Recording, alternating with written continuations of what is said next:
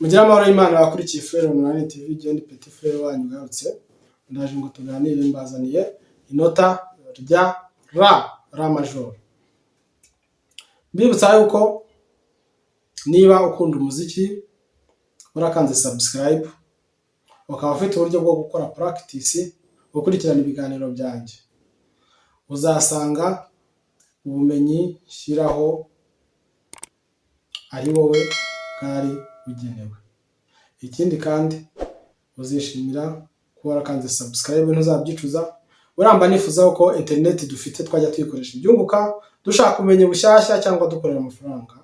Buriya kuba wafata ubumenyi ukiga gitari utaruyizi birafasha. Ikindi kandi niba ufite uburyo bwo hari inyunganizi n'igitekerezo n'icyifuzo wifuza kungezaho, ushobora kumpamagara kuri iyo nimero ipinnze hasi muri description nkagufasha.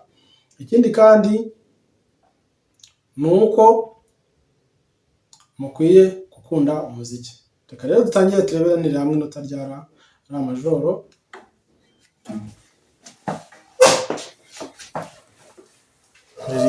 Riri hano gutya muri kurireba nkuko murireba ku gishushanyo hejuru, muri kuribona inota rya ra.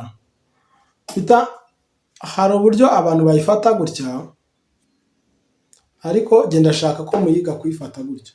Hari uburyo reka mbereke gutya, hari uburyo bayifata, hari abayifata gutya, hari abayifata gutya, ariko jyewe ndashaka ko muyimenya kuyifata gutya. Impamvu ibi ngibi nibyo byiza, bigufasha uri gutranspose guhita wegeza mu cyano aka gatoki kagahita gatranspose. Ariko iyo wayifashe gutya n'ubundi ukeneye gutranspose ugasanga bikugoye mu kwimura intoki. Ibi ngibi nibwo byo bitakugora urimo wimura intoki gukora practice, nabyo byihutisha umuntu.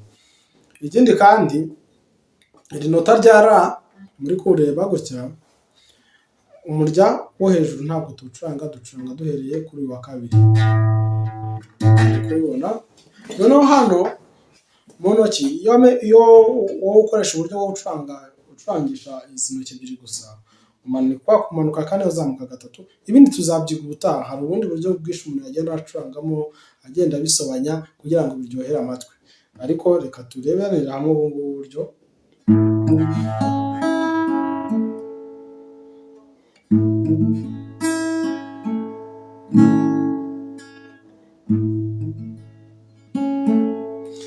Nuko nguko ubikora akajyana kawe, uri kubibona. Ikindi kandi nyine ndabibutsa ko umanuka kane ukazamuka gatatu. Bitangira ugenda ubikora nabi ubyica, ariko mbasaba ko nibura ibintu bibagoye aribyo mwihata, kuko iyo ugitangira gucuranga amanota usanga bikugoye cyane.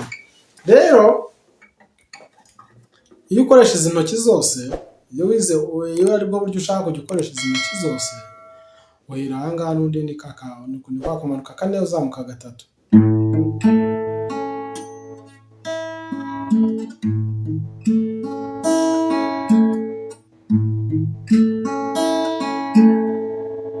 Ni ubu buryo ugenda ucurangamo, ukaba wazimenyereza ko wagenda ucuranga unirukanka. Ni ubu buryo uri kubibona. Noneho ikindi kandi ndabibutsa ko inota riba rinahagararira ari uyu murya wa kabiri ucuranga utakozeho uri open. Aya manota ndi kubigisha ni ama open code, ni ya manota uri gucuranga hakaba ari mu gicurango utanayikozeho. Ikindi kandi aya manota aba noroheye kuyafata, ariko aya manota utayihase ntabwo nubwo azamenya ibindi. Ugomba kugerageza uburyo ushyiramo akabaraga mu kuyamenya, kugira ngo n'ubutaha ayandi manota uzajya ubasha kuba wayamenya neza. Rero ndabakunda, niyo mpamvu umunsi ku munsi ngenda mbazanira ibintu byinshi byiza kandi by'ubwenge. Ndagira ngo soze ariko mbashimira. Niba warakanze subscribe, Imana igihe umugisha.